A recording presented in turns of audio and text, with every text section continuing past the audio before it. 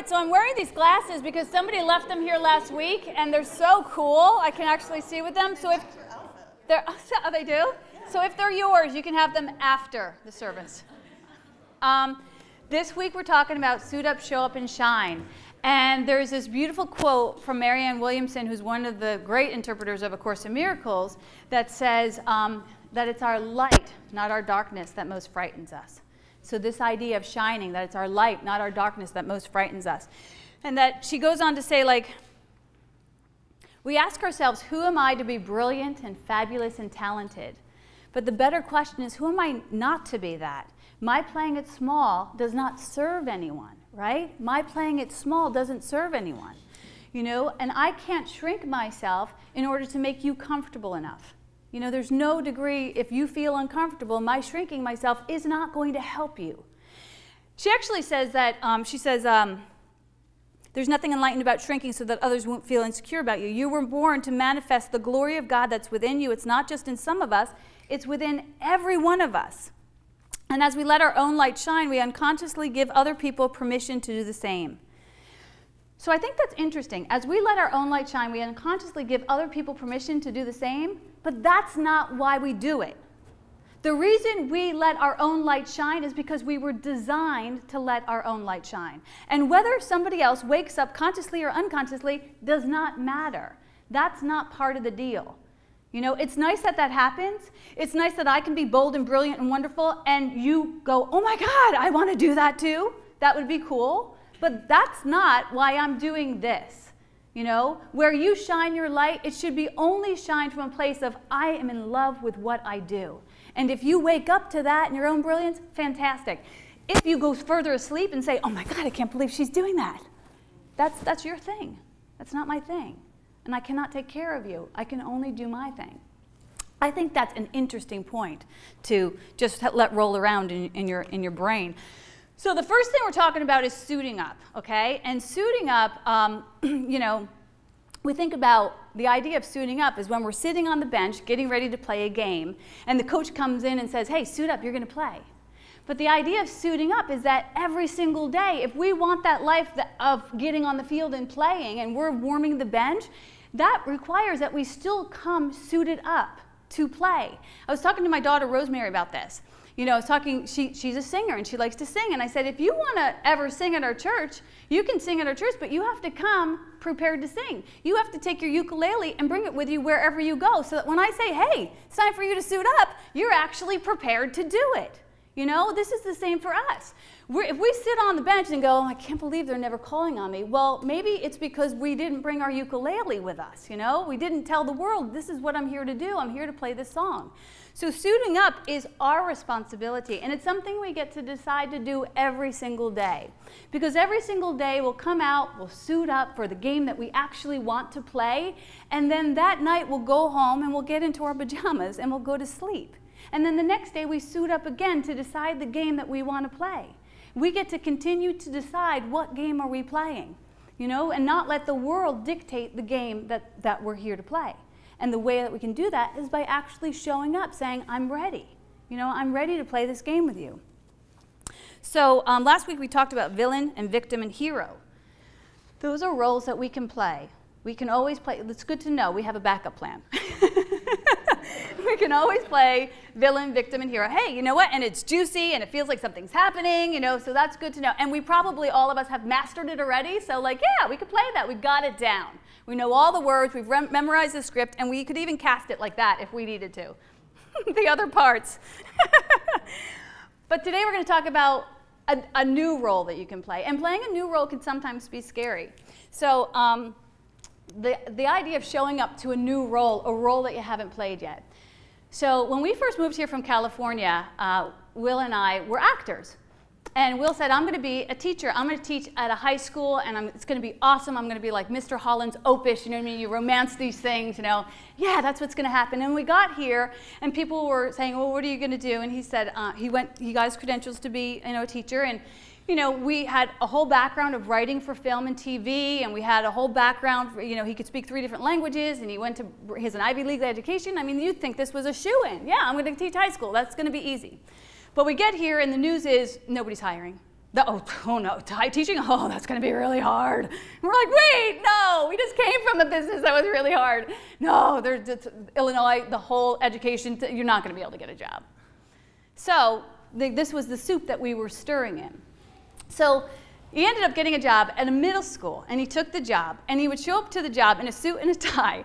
And this was funny because all the other teachers had T-shirts and shorts and sneakers on, and they would kind of joke on him and like even say, oh, you know, what are you know, some fancy pants, you know, who do you think you are, and all this kind of stuff. And he would come home and he would tell me, you know, the feedback that he would get, but he just thought it was funny. And he'd go into the classrooms, and the kids would say to him, "Nice tuxedo, Mr. Schaub." You know, they didn't know it was not a tuxedo, it was just a suit and a tie, but they were so not used to seeing somebody show up for them in that way. And his classroom was really hot, and he would come home sometimes and he would say to me, "Oh my God, it's so hot and I'm sweating my buns off in there." He didn't say buns, but you get the picture. And and I said to him, like, why don't you, like, you know, why don't you give yourself a break and just show up like everybody else in your T-shirt and your shorts? And he said, "Maureen, I am not showing up for this job, I'm showing up for my next job. That's how I'm showing up for this job, is I want the universe to know I'm ready to play that job." And when he said that to me, I knew that there would be a next job, because he was aligning with the energy of not settling for this job that he was in at now. So that's the same for us. You know, we want to start showing up for the next thing, you know, to continue to push ourselves forward. So there's this concept of concept, focus, and consciousness. So the concept of that next greater yet to be is actually not ours to determine. We can't tell God where we're supposed to go, what we're supposed to do, and who we're supposed to do it with. It just doesn't work. We kind of have to lay open to the concept that's for our highest good. Why doesn't it work? Because we see this much of the picture, and God sees everything. So if we continue to say, "God, I want this thing," she's going to continue to be like, "You are playing it small. Don't you see? I got a better vision for you. Like, you're gathering breadcrumbs, and I got a banquet. So stop telling me what to do." Right? So we got to let go of directing God. I mean, we love to direct God, but we got to let go of it and just sort of lay open. Where would you have me go? What would you have me do? What would you have me say? So then you wait till the concept drops in. The concept is God's part of the story. The focus is our part, okay? So the concept comes in. Usually it's beyond what we could know for ourselves. And we go, "Oh my God, that seems too big for me." Imagine if you're sitting on a bench and you're watching people play a game, and the whole time you're thinking, "I want to play that game. I can't wait to play that game." You imagine yourself playing the game, and you're shooting baskets, and you're getting home runs, and you're killing it out there, but you're still on the bench. And then the coach turns to you and says, "Hey, you're ready to go in." You don't jump up. You actually lean back. That's the natural thing that we do. We go, "Oh my God, no, I'm just kidding. I don't really want that." You know, that's what we do. So just know that, you know that the thing that you're reaching for, when it first comes to you, you're going to reject it, and you're going to say, "Not ready."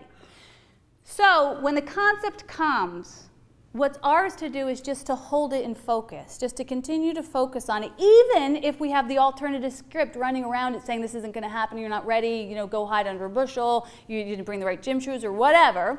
Just continue to focus on it. So concept, focus. And then the next thing is, if you've accepted the concept, it automatically falls into your consciousness. And you can take care of your consciousness. That's your part. So we want to figure out, how do I take care of my consciousness? How do I grow my consciousness so that anything that drops into it that's good and beautiful and holy will immediately sprout forward? How can I do that? So how can we do that? It's a good question, Maureen. Well, thanks. Do you have an answer? Yeah, I do. If you understand the mechanics of consciousness, you're going to understand everything. That's the most amazing thing. So the way to extend our consciousness is forgiveness, like really clearing the field of forgiveness. There's no room for any little sideways, this little crucifixion, really? I can't drag this in? No, nothing has to be clean. Service will really clear and expand a consciousness, because you're saying to the world, "I have more than enough to give." That will expand your consciousness like nothing else. You know, to continue to say, "Yes, I have more than enough to give." Service, surrender, we talked about that already. Gratitude is a fantastic consciousness builder. You know, you see those people and you go, "My God, she's always so lucky, and she's always so happy and lucky." That's no mistake. She's lucky because she's happy. That goes together. You know, you never see them, she's miserable and she's so lucky. Maybe once in a while we do see that, but that's kind of funny. Okay, so spiritual practices, prayer, meditation, being gentle with yourself, activating joyfulness, open-mindedness, and staying away from those places that crush your spirit, okay? If the oven's hot, stop touching it, okay? That's a simple mathematics right there. And the third time, it's your fault, you know? You can blame them up until the third time. So, and then continue to show up at circles that support your highest good, okay? So it doesn't mean you're going to walk away and shed everything. You're actually walking toward, you know, and as you shed, the greater good's going to flow up around you because the universe abhors a vacuum. So you're going to absolutely be saying, I'm done with that, I'm ready for this. And as you step forward, the net appears. Trust me on that one. So once you master the idea of suiting up and the concept of suiting up, and you might be thinking already, like, how can I suit up to a greater idea of myself? Like, I'm not talking about physically suiting up. I'm talking about consciously suiting up. And when those things that I just gave you, those tools, that's about consciously suiting up your consciousness so that it can hold a greater idea. So you could think to yourself, where am I going to apply these concepts in my life? Am I really going to get a spiritual practice this time? Am I really going to devote some time with my divine in the morning? Am I really going to make that the most important thing I do? Because if you don't seek first God, all else cannot be given to you. That's the mathematics. It's really simple. Seek first God, everything else is given. You cannot screw this up unless you don't do the first part. Right? If you build alternative altars and say, I got you, God, I'll be right there with you, but right now I'm getting my nails done and I'm talking about this lady and I'm complaining about this and kvetching about that, and then I'm going to get to you. Don't worry. No, it doesn't work that way. We got to go here, and if we go here, everything here will be holy. Everything here will be made to seem holy in your eyes because it actually is. You'll be given a Christ consciousness way of looking at things. It might get a little dimmer when you're around your significant others, but that's where you might have your classrooms, you know, but that's okay. I don't want to sell you a bag of, you know, hooey. You know, I want to tell you that there are ways that we still have to seek first God, and then we also might walk out into the universe and go, I saw first God, and you're still not showing up the way I want you to show up. but it's a work in progress. So after you suit up, once you've mastered that, or you start to play around with that, the idea is showing up. So showing, this is really where, you know, we can get small, showing. Will and I came from show business. So this was a strong tool in our bag. We understood the concept of, you know, if you think about the word show, to show is to exhibit, to reveal, to communicate, to make known, to display, to allow, to be seen. I mean, those are really scary things for a lot of us. You know, because we are invested in to hide, to walk away, to sugar down, to water down, to pretend, to, you know, like we're not used to standing on the cusp of audaciousness and being that bold. So we go together, we go gently, but we're going, okay? We're committed to going, to showing up. And when we think about the idea of showing up, it's not showing off. You know, showing off is when we're just like doing it for our own good. Like this is my ego showing off. But when we're showing up, we're dedicating it to a higher vision of God. I'm showing up. I'm showing myself and all of my cards, and I'm dedicating it to a higher purpose so that it can be used for a higher purpose. And when you do that, the world will fall in love with you. Right? You get that? You hear what I'm saying? Okay, good. I mean, that's simple mathematics. To show up.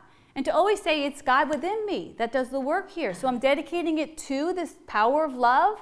And I'm going to be so well cared for because when I work for God, the benefits are audacious.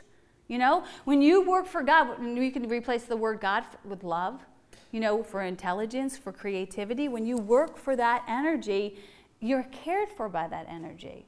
So this is the opposite of what you've been told your whole life. So if it takes a little while to sink in, I'm going to stay with you. Don't worry. So the Course in Miracles says, deep within us is everything. Deep within us is everything that is perfect, ready to radiate through you out into the world. You can never be deprived of your perfect holiness because the source of all joy goes with you wherever you go. I mean, isn't that beautiful? Why didn't they tell us that? The source of all joy goes with me wherever I go. Today's lesson, if you do A Course in Miracles, it was talking about, the Holy Power saying, I go before you, I stand beside you, I am in the shoes, that you are surrounded by the love of God. And that's such a beautiful concept. If you even just take that today from the talk, if you even just affirm for yourself, I'm surrounded by the love of God. And anytime you meet a shadow puppet on the wall that wants to ruffle your feathers or steal your peace of mind, affirm that for yourself. I'm surrounded by the peace of God. I'm surrounded by the love of God. If I'm in alignment with this energy, nothing can harm me. All is well. Everything goes with me. Everything goes with me. Nothing goes against me. Just try it out, even one time. You'll have the opportunity. Because the truth is, your ego doesn't, sorry, I skipped ahead.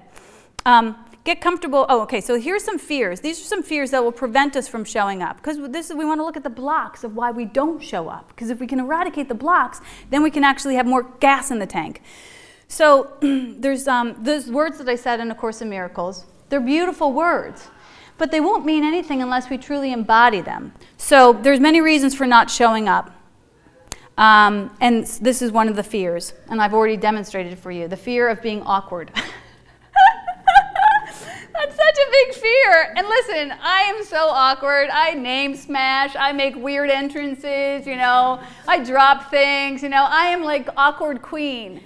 The nice thing is, in Hollywood, if you're awkward, it's okay, because you're like, you didn't say that right at all, take two. And you actually get to come back in and be like, okay, blah, blah, blah, blah, blah, blah, that's wrong again, right? Yeah, take three. So you get this, you get to redo and redo and do. Here, the reason it feels awkward, because we don't have that opportunity. We are literally working without a script in bad lighting. This is life, on life's terms. It's like this is life, so it's going to be super duper awkward. And we're going to rough up against each other, and we're going to try and find where our piece, which is just one piece of the bagillion pieces of God's puzzle, we're going to try and feel out where that one piece fits in with all the other pieces. It's going to be awkward. Trust it. If you know that, then you can have compassion for yourself. And then when somebody else flubs a line or drops something, you can go, oh, yeah, you didn't have a script either. That's so funny. We're just like working without a net here. That's so brave of us, that we actually came and showed up here without really knowing what the heck we're supposed to be doing here. And we can pretend and make agendas and do lists and all that kind of stuff, but you and I both know, we don't know what the heck is going to happen next. I know I do. So the fear of being awkward. Now, I like to use this analogy because, when we see a little baby learning how to walk, and the baby comes in, and we say, oh, the baby's learning how to walk. What we don't do is, oh my God, baby just fell down. What is he, drunk? He totally looks drunk. God, why did he even show up? It's a freaking baby. We don't do that to a baby. That would be insane. Instead, if a baby falls down, we go, oh, oopsie-daisy. That's what we say. We say, oopsie-daisy. So imagine if we fell down and made a mistake and did something off color, if we could just go, look at oopsie-daisy. Totally stepped on your toe there. Oopsie-daisy, totally cut you off. Oopsie-daisy, you totally cut me off and I flipped you off, Oopsie-daisy, look at me. I don't actually do that, but I saw somebody in my coaching circle do that. I was driving and I saw her just after we had a session together, and I was like, oh, no wonder this shit ain't working for you. That was funny as hell. But I don't have to go back to her and say, I saw you flipping someone off. That's really not good for your content. Oopsie-daisy. Look at her. Maybe she needs a little extra grace today. Maybe I didn't notice that about her, Maybe she's really struggling, Maybe the baby's really struggling to get up and walk, So, oopsie-daisy. Use it. The next fear is the fear of confronting something that I don't know how to navigate. Oh my God, this will keep all of us on the bench. The coach will say, come on, you're going to play. And we'll go, oh my God, I was just kidding. I don't even have my uniform on. I didn't even bring it with me. I have no idea how to play this game, So we stay small. Yeah, I know, I'm totally hooked. So he says, well, this will happen. This will happen if we're always doing the same thing that we know how to do. We're going to live in a comfort zone. And let's face it, none of us here are into living in the comfort zone, or we wouldn't be in this conversation to begin with. Okay? You've already said, I see everything on the menu and I want none of it. I want something different. I want to learn something new. If I want something different, it's going to require that I show up to be a part of something new and do something I don't know how to do. And I'm going to be awkward when I do it. But if we dance together, you're going to show me your steps, I'm going to show you mine, and we're going to create something that's magnificent. Because that thing that creates all things that are good and beautiful and holy are going to be creating through us. And we're not going to be conforming to a short little menu where we could do that all day long. We could do that with our eyes closed. You know, it's driving us crazy. Our brains want stimuli. And if we keep giving it the same exact thing, it's going to start making shit up. And that's where we get anxiety. That's where we get gossip. That's where we get problems. Our brains need to create and be stimulated by new conversations, by new thoughts. And new thoughts are available to each of us because we have a direct access to this new idea. Each of us are a channel of God's love. God's love is ever expanding. I think that's audacious, you know? Again, nobody ever told me this, so I'm pretty sure nobody ever told you this. You have direct access to an infinite creator. The reason we get hung up and strung out is because we think, this great thing came through me. Now I got to protect it and hoard it and brand it and trademark it and make sure nobody else owns it because it's never going to happen again. Yeah. God had one thing good, gave it to me, and that was it. The door's closed. That's bullshit. I was trying not to say that word, and it came out anyway. I was like, that's bullshit. So, we're going to be navigating new territory together if we're living on the cusp of the great unknown, of the great mystery of God. We're going to be living, you know, on territory we haven't walked before. But isn't that awesome? Think about Rosa Parks. Man, did she go someplace we hadn't been before? And look at the impact. When we go someplace that we've never been before, we get to be a way shower. Then we're literally aligning ourselves with Christ consciousness. We're literally shining the light of God in a place where it never lived before. Come on. I don't know about you, but that's what I'm getting up for. Amen. Amen, Maureen. Amen. Okay, so because we are each a part of the great mosaic of God. So each of us are vitally important to fulfill this idea of God. I was talking to my friend Dawn this past week. We were talking about how bold could you be? How bright could you be? And I said to her, like when you look up into the night sky, like you see Venus and you see Mars and you see the moon and these great stars, but between all those great stars are billions and trillions of other stars. And even with all the greatness of all of those stars, the night is still dark. What does that tell me? There's more than enough room for all of us to shine. In fact, it's our responsibility to shine. And that one star doesn't take away light from the other star. And it doesn't give it permission either. It just says, this is what I'm doing. I'm going to play my part. I'm going to light up my part of the sky. Because there's more than enough room in my God's love for me to be as audacious as I want to be. I mean, again, it's another new thought. My mom never told me that. My mom told me probably what your mom told you. Buckle down, quiet down, don't be too big for your britches. You know? Like, we don't go there, we don't do that. It's dangerous. You know? But that's as far as the consciousness had been at that time. It's not my mom's fault. My mom was doing the best she could with what she had in the same way that your mom and dad were doing the best they could with what they had. You know? That's it. So I'll stop talking soon. I actually have a ton of stuff to tell you guys. I think it's 3 sermons, so I'm going to have to cut it off. I'm going to get to the end of this piece, though. The light that dwells within you is such a gift. Have you ever stopped to consider, so the next thing is God will bring you to it. So if you're nervous about navigating new territory, God will bring you to it and God will bring you through it. Okay? I love that line. If I'm nervous about trying something out that I've never done before, just affirm for yourself, God brings me to this. Obviously, God is bringing me here because I'm here right now, and so God is also going to bring me through it. I don't have to turn around and wrestle. You got me at the wrong place and with the wrong people. I don't know how to do this. You know, you see little kids like that in kindergarten when they're like, no, I don't belong here.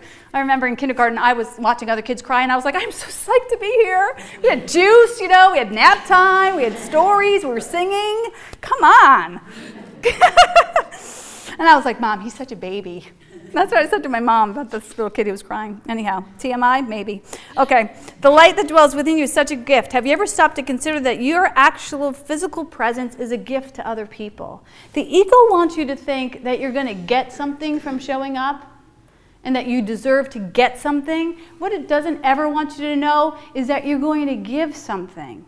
You know, that you're going to give something to someone who needs that something from you in such a powerful way that if you knew the ripples that it sent out into the world, you would rush to your friends so that you could be there with them. You know, that's how important your participation is in your life. I think that's kind of important to know. We go around saying, what am I going to get here? What am I going to get here? What am I going to get here? And it's exhausting because we come closed, just making sure that we're going to get something because we believe in the principle of scarcity, as opposed to, wow, I can't wait to see what comes through me. Because whatever I'm giving out into the world that's of God is going to bless me twice. Why is it going to bless me twice? Because it's coming through me. The things that I say to you, I don't know what I'm saying, so I listen to myself and I go, wow, that is true. So I get to hear it twice. I get to hear it coming through my mouth and I get to hear it as it hits you. You get to do that with your painting as well. You're painting it and you experience it coming out of you and you go, well, this is audacious. And then when somebody looks at it, you get to experience it through them. You know, that's the creative nature. This could happen with baking. This could happen with conversation. This happens everywhere. That you get to experience God's audaciousness expressing itself in you. I mean, isn't that something you want to wake up to? I know I do. It's a very fun game, and it carries very little baggage. So I want to tell you one story about not carrying baggage before we close out. Knowing that we're here on earth to make someone else's life better as well as our own is a powerful reason to show up in places and with people that will appreciate you. Our ego would love to convince us that we're not needed and not necessary, that we're not important and excuse us from further duty. But under that fear that no one, and under that fear is that fear that no one will notice us if we don't show up. Come on. That's just a lie. We all notice you when you're not here. And we all notice when you're here and you're not here. We notice when we're not present with each other, you know? So I want to tell you one story about the dolphin and the spider. And if you know me, you know I love dolphins because when I was little, my dad, told me when my mom died to look for a totem that will lead you forward and know that your mom is always with you. And so I picked a rainbow because I thought, I remember the story about like the animals and the ark and, in this horrible storm. And then at the end there was a rainbow. And I didn't believe that I was going to get a rainbow because I felt like my life had been crushed by this death. But I really wanted a rainbow. And so when I would see rainbows, it would give me hope. So that was what my dad gave me and my aunts gave me. And then when my dad died, I was at the dolphin movie, and I found out at the dolphin movie that he died, and I came home and I picked an animal card, and it was a dolphin card. And then, I could tell you a million stories about how my dad visits me, even today, with dolphins, right? So, so dolphins, and what my point is to pick a totem, like to get intimate with your divine. We talked about suiting up to your spiritual practice, but like suiting up and carrying it with you throughout the day. It doesn't matter what it is. It doesn't matter if it's a cross or a dolphin. It doesn't matter. It's a totem that says, I believe in love, and love continues to show itself to me. As I show up to love, love shows itself to me.